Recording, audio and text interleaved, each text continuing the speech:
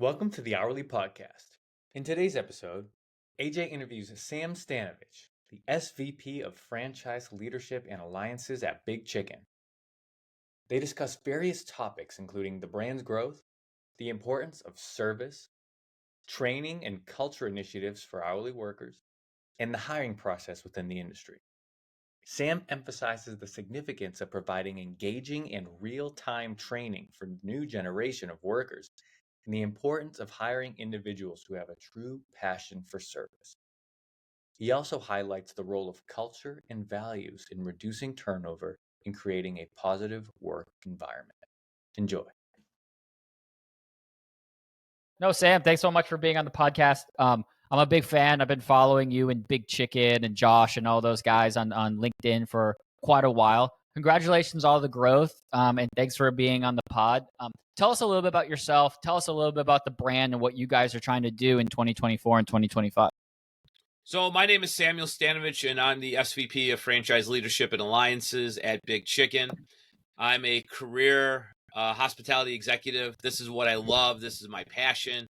I did my undergrad at Johnson & Wales University, worked for Marriott, ran a convention and visitor bureau here in the state of Illinois, where I represented 33 communities in 4 counties, worked at the National Restaurant Association, was a Firehouse Subs area rep and franchisee, and owned an independent restaurant in Arizona prior to coming to Big Chicken, and been at Big Chicken a little over 3 years now. Came on board with Josh Halpern back when we only had 2 company stores, and we are building and scaling Shaquille O'Neal's fast casual concept. And we're pretty excited that we've got 38 partners who are developing across the country. We have opened in the United Kingdom. We are the only intergalactical restaurant group in the universe. We do have a franchise agreement with Amazon. So sometime in the next 99 years to build a restaurant in outer space, which you never know what's going to happen. But at the end of the day, that deal also comes along with helping support education through the Blue Origin Foundation and helping inspire children, which is really what Shaquille's all about, is how do we continue to motivate and inspire children to grow, develop, and build and serve smiles. So. Wow, that was quite the intro. Thanks for all that information. A lot to digest. And yeah, I don't think we've ever talked to somebody who's, well, now we know we may never talk to somebody until it actually happens, an intergalactic franchise chain. So no, all really good stuff and a lot of things to bite in there. From your perspective, just kind of having this wide array of experiences, what's the happiest you've ever been? What role and what keeps you bringing, keep on coming back to the restaurant industry? It's serving customers. Right? I mean, there is no better feeling in the world than when you serve a great product to people that are enjoying your food and providing hospitality. Day in and day out, it's the consumer. That's what motivates us to do it, right? And I think the second piece that I really get charged about is the opportunity to help our franchise partners create success and live their American dream. We're doing this in July, and it's right before the 4th of July that we're having this chat. And what's America all about, right? Where is the American dream? And the fact that entrepreneurship is alive and well, and some of us call it franpreneurship because it's the bridge of entrepreneur and franchising working together to really create communities, to create opportunities, to create jobs. But again, all in the end of serving the customer great food and hospitality. Yeah. And, I couldn't agree more. And there's actually a big section of the book that talks about achieving the American dream through franchising is something that's been around now for almost 50 years, right? Since Ray Kroc really popularized franchising, and the idea that you can start with some sort of template and work really hard and achieve the American dream is something that I don't think will ever go away, especially in kind of the culture and country that we live in today. So totally get that. Talk to me a little bit about Shaquille O'Neal, right? I mean, of course, having a celebrity endorsement in any single brand, huge. I think about Kevin Hart and Hart House. I think about Drew Brees and Everbowl. And it seems like all the emerging franchise brands that we're bringing onto the show have a handful of friends that are very popular, very famous. Like, why are celebrities getting involved in franchising, and what are some things that Shaquille does day to day rather than just put his name on the brand and support that way? Well, we have to, AJ, take a step back here because this isn't an endorsement deal. This is Shaquille's brand. He is the founder of Big Chicken, right? And this brand was created for his love of his mother's cooking growing up and his love for chicken sandwiches and chicken in general and that comfort food. So Shaquille is the brand, right? It's not an endorsement deal. He is our leader. And it's an exciting place to be. You know, the one thing that I can say about Shaquille from my personal engagements with him is he is as gentle and supportive as what you see outside, but do not mistake that for his sharpness when it comes to business. And his success has been driven by his education, his experiences, and the influences of his business partners that's enabled him to grow. So Shaquille has two primary functions with us, right?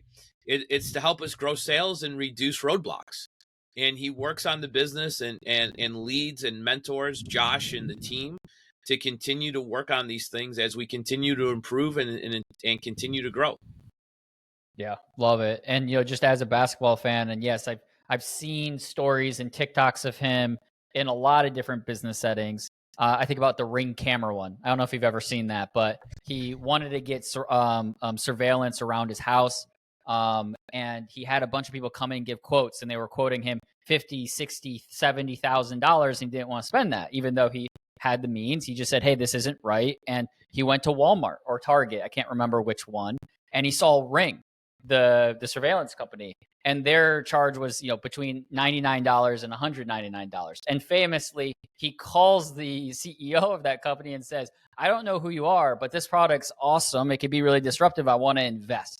So yes, I'm a big fan of Shaquille. I'm glad that he's so supportive, and it's really inspiring to see him found and be so active within the company. It's something that's really unique, and I'm sure you guys all benefit from.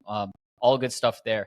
But that this podcast is mostly surrounded about the hourly workers, right? The people within the restaurants that make our lives easier, that service food, that service customers. How do you think about that from the perspective of Big Chicken? Like, are you providing certain benefits? Do you guys have certain culture initiatives? Do you take a proactive approach towards this, that, and the other thing? How are you thinking about those crew level positions today? Our teammates, I mean, they're the bread and butter of the organization, right? Without the teams, without the franchisees' teams, this brand doesn't exist. At the end of the day, none of us can serve enough and work hard enough to serve enough chicken sandwiches, right, without them. They are the lifeblood of what we do. So what we try to provide on the franchisor level is that inspiration of why did you choose to work at Big Chicken? How do we train and give you effective training? So we use several training platforms, one of them being Opus, because today's, when I learned, it was much different than how the new generations are learning, right? The new generations want to see it in real time. They want to use their devices, right? They want to be taught when they have that moment. They don't want to sit down with a binder. They don't want to sit down at some networked computer with a set of headphones on, right? So we have to provide engaging content, which is changing and disrupting the training world, right? So we need to provide short TikTok style, Instagram reel style videos. We need to still be able to validate that they have received and understand what the training is and then be able to demonstrate it. So looking at the new culture of teaching and training, at the franchisor level, we're very cognizant of that and we're very focused on that. Yeah. And is that something that you started with at Big Chicken because you found that the first few franchisees needed that sort of support? Or is it something that you added later on after getting feedback from the network? We knew that Gen Z, Gen Alpha, and the emerging generations were going. So it was part of our technical roadmap to find a solution provider that met that. We started off with just your basic training in our Right. company stores, paper modules, binders, and things like that. And because we were here to scale, we had to go out and search for that right partner and test different models. And we did other things prior to settling on what we found to be right for Big Chicken, Right. and working with the team, and how do we do that. And now we're teaching our teammates in our leadership team and our trainers how to create videos quicker, faster, because it enables us to push that messaging throughout the system more effectively. Right. Right. And we all know, I think intuitively, but the data certainly suggests as well that the better training modules you have, the more retention you have within the ground floor. Right. And Well, yeah, you go.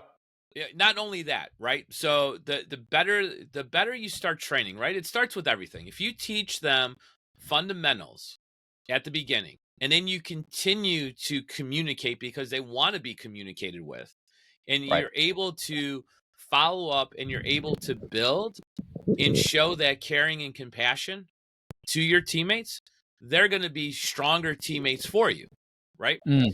And then as you learn and grow, by having the ability to get the information out again in more real time than you've ever been able to do in the past, now you're able to stay current with the trends and opportunities. And if you learn something from a teammate, you can share it across the system very quickly. And we're not waiting for emails to get to some manager's box who then prints and deploys it. We're, again, on the device very quickly. Yeah. Yeah. And talk to me a little bit about before somebody's hired.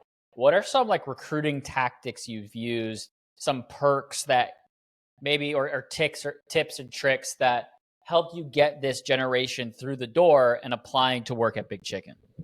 We're looking, of course, having Shaquille it creates a natural draw, right? Yep. But we get by that really quick. And what we're looking for is those who have service in their heart, right? Mm. AJ, those people who walk in the door smiling, who took a moment to do their hair before they came in, right? Who were prompt on time, who followed up. We know that they want to be communicated with quickly. So in the application process, we use different partners in the hiring that use text messaging, right? Everybody likes to text now. The new world is text, not voice, right? If we think that we're going to get a young generation to cut us a video before they even walk in the door, probably not going to happen, right? But once they get in the door, I'm not worried about whether they have culinary skills or they don't have culinary skills. I'm looking for what are they thinking about? Are they thinking about the customer? Do they believe in service? What do they have values that match what our values are, right? And this is a very simple business. They have to want to be able to care and deliver for that customer coming in. Yeah. And so and I know you have so much experience in restaurants, and you've probably been burned a lot by people that don't have those characteristics and have the scar tissue to prove it, right?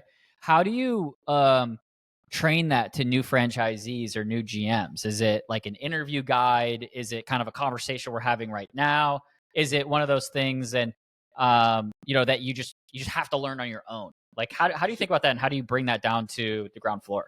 So I'm going to say we talk about it, right? Okay. I would say that some of it is you do have to learn on your own, right?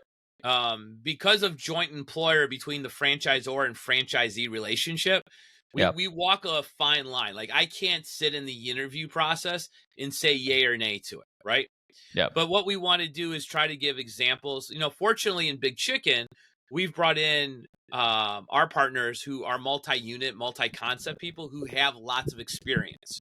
Yep. Right. But if I was training this, where I teach a junior college or I'm teaching somebody new to the industry, yes, I would give examples. One example is that goes around the industry is you knock your pencil off as you're sitting and you're taking your notes and you've got their application, you knock your pencil onto the floor.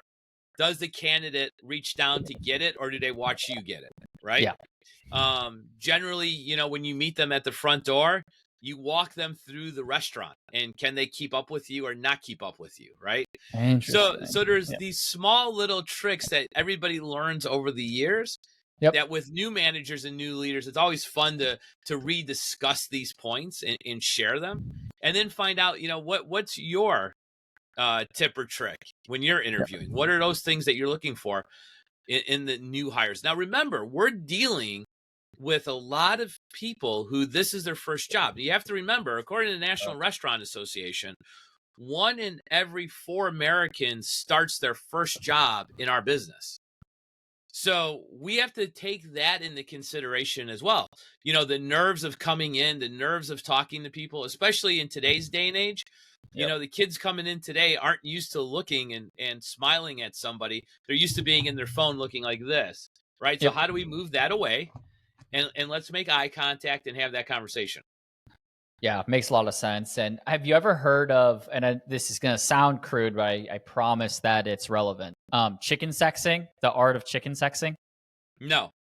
Okay, so there's chicken sexers that are people that stand in large factories where babies are being produced massively, and they have to be split into males and females at birth.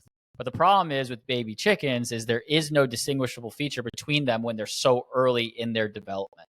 And so the only way to really determine if they're male or female, put them in the right bucket, is somebody stands behind you, and when you make the right decision, they give you like a tap on the shoulder, like that was right, that was right, that was right. And there's something that's unexplainable in science about the human experience that you just learn over time, and nobody can really grasp exactly what it is about that chicken that makes them male or female or make you correct in guessing it. So I feel like it is very similar, I think, for a lot of people in the beginning of hiring process, which is so hard to determine if somebody's going to be successful. But if you go through enough of those trials and errors, you start to just pick up on the little cues that are hard to define, but become very clear to you and conscious or subconscious after a given time of who's going to be successful and who's not going to be successful. Well, and I think when you're young and you're starting out and you're doing it, you also use the discipline of a hiring score sheet, right? So what are the things that you're looking for? Use a Likert scale, right? 1 to 5. And then you rate them, right? So you, in your mind, you have to mentally rate that person, and 4s and 5s are acceptable. If they reach a 3 in a category, it becomes up discussion. 2, 3s, you eliminate them.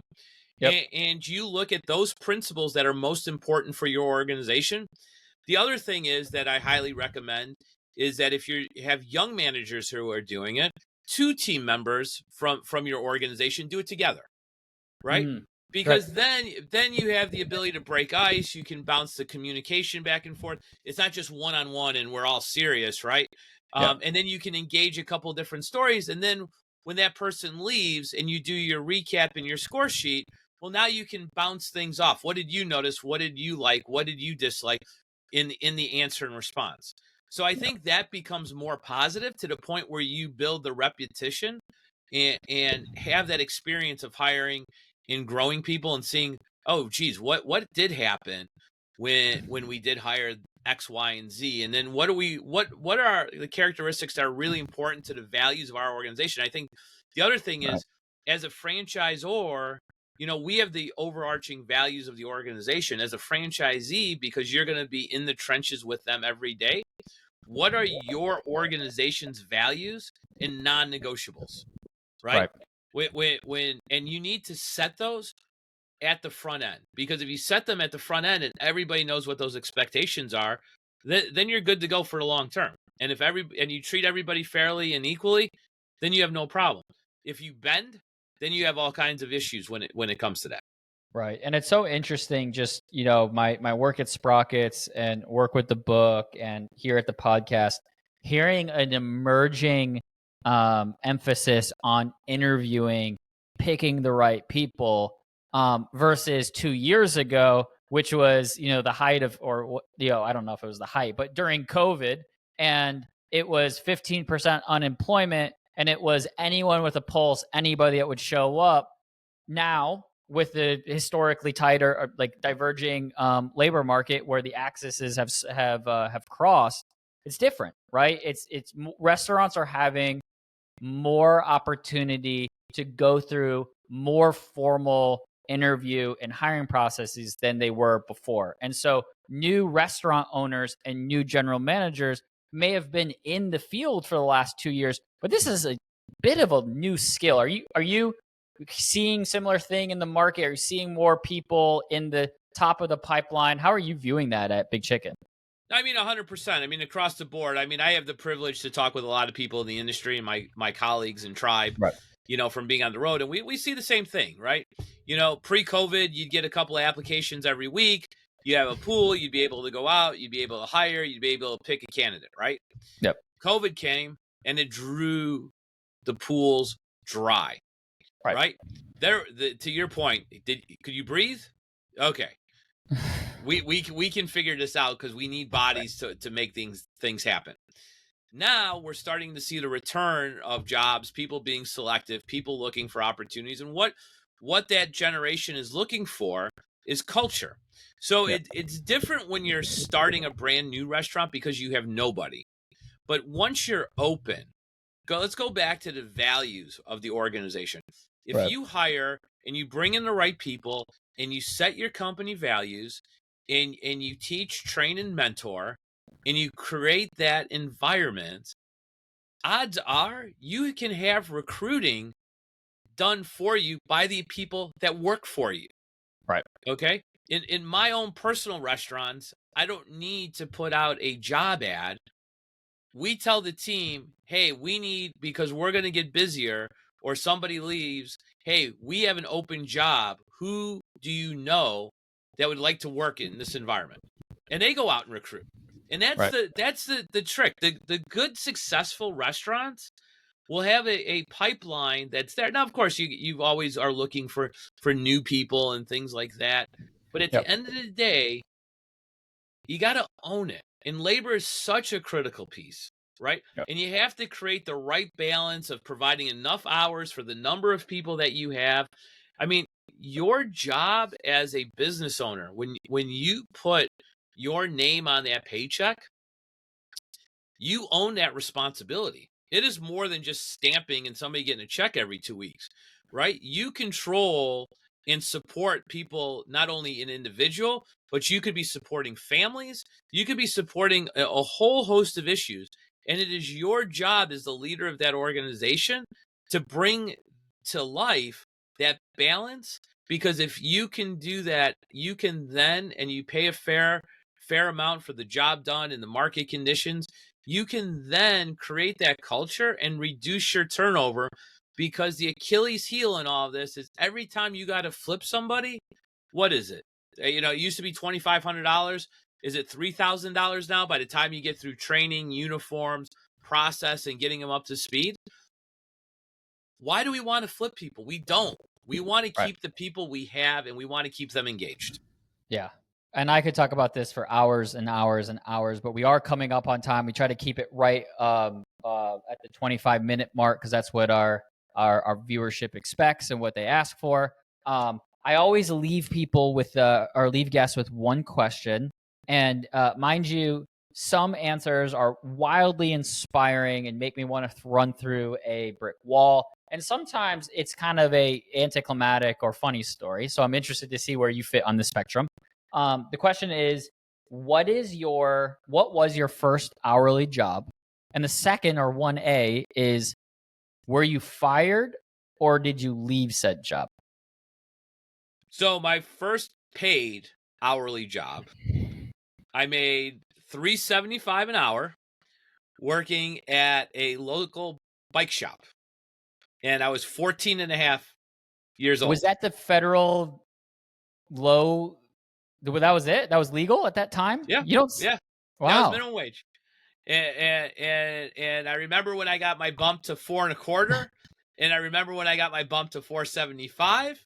I thought I was cranking in all kinds of money, right? Was there at least tip jar or anything, or was it just okay? Got it. Nope. Got it. So you think about those days, and it was a privilege to work there, and I had a great boss and mentor. As a matter of fact, he was an entrepreneur. And he wanted actually to become a franchisee. And when he was closing the bike shop down, he actually sold the shop to another bike shop owner And I, for some reason, believe it or not, had a passion for selling bikes and talking about bikes. I was actually sold with the shop to go work for the new owner. And then when I left that job, I left the job because I went to college for hospitality. And yeah, so I wasn't fired, but I enjoyed my years. I love bicycles. I used to bike race back in my thinner days. Love my mountain bike today. It's a passion when I can get out and ride the wheels and have the wind blowing my hair and just be a little bit with nature along the seacoast. Love it. Love it. And if one of our listeners want to get in touch with you, what's the best way to do that? And what do you love connecting with people on? I love connecting with people on to help them on their journey. So whether they have a random question about the hospitality industry, they're looking for a piece of advice, or they want to connect to somebody else, easiest way to connect with me, LinkedIn, it's Samuel Stanovich, or at Chicago_Sam on any of the social media platforms. Love it. Well, again, thank you so much for being on the podcast. Enjoyed the conversation today, and go Big Chicken. Thanks, AJ. Appreciate you. All right. You have a great day. All right. Thanks. You too.